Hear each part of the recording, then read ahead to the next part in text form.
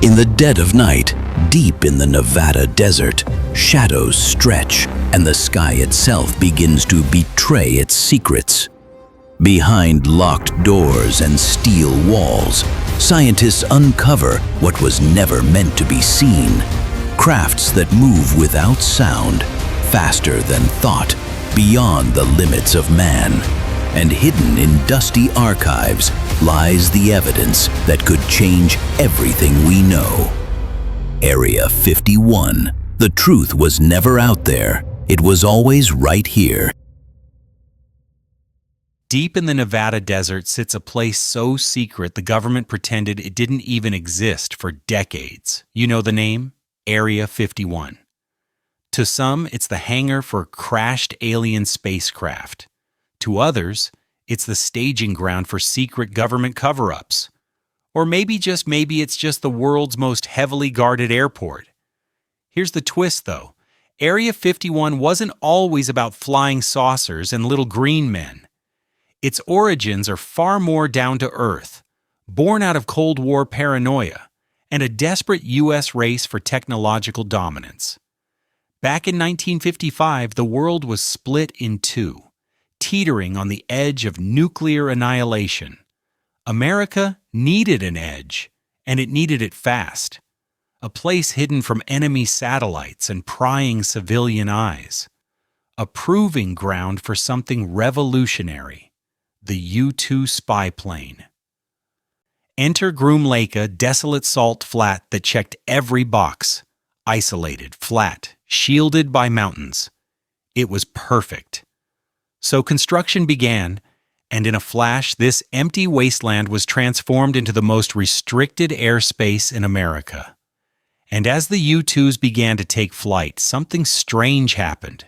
People on the ground started reporting glowing discs, strange lights darting across the sky, impossible speeds. The truth? They weren't aliens. They were our own aircraft, soaring higher than any plane ever had before, brushing the edge of space. But here's where it gets juicy. The Air Force couldn't exactly tell the public, "Hey, don't worry, it's just our new top-secret spy plane." So instead, they waved it off. Weather balloons, atmospheric effects, natural phenomena. And with every vague denial, the legend of Area 51 grew bigger.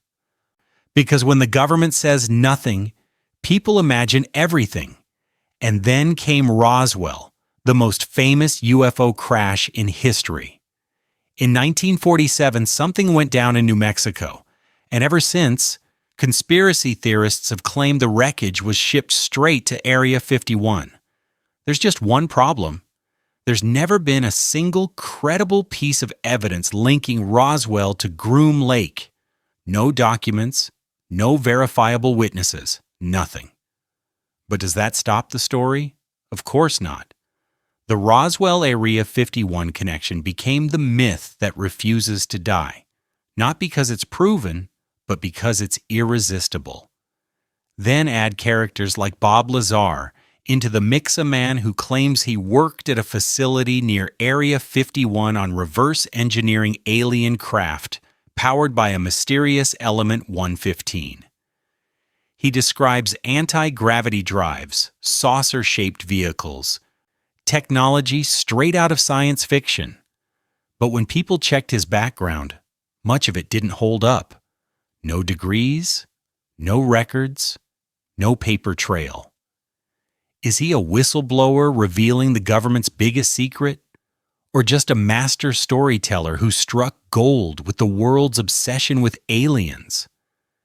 And the rabbit hole only gets deeper. Tales of sprawling underground alien cities beneath the Nevada desert. Interstellar highways hidden below the runways. Metropolises of extraterrestrial life humming under our feet.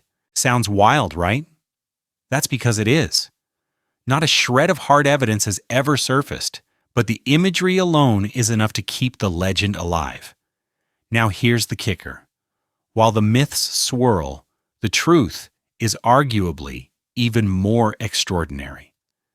Inside Area 51, engineers were quietly rewriting aviation history. The F-117 Nighthawk, America's first stealth fighter, invisible to radar, took shape there. The SR-71 Blackbird, capable of Mach 3 speeds, was born there. These machines were decades ahead of their time, the kind of technology that really could make witnesses believe they were seeing something not of this earth. And when the CIA finally declassified documents in 2013, it confirmed what skeptics had long suspected. Area 51 was never about little green men. It was about spy planes, stealth tech, and America's advantage in the Cold War. But even those documents came drenched in black ink, whole sections redacted, leaving more questions than answers. Ironically, the attempt to set the record straight only poured gasoline on the fire. Because if you're hiding that much, what else are you hiding? Hollywood, of course, seized the mystique. Independence Day, The X-Files, Men in Black. Area 51 became the stage for every alien invasion, every secret lab, every wild what-if scenario.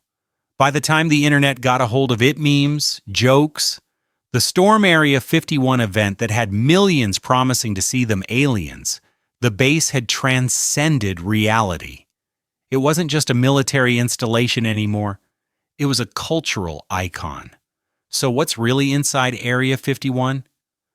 Probably not aliens, but maybe something even more astonishing, the cutting edge of human ingenuity.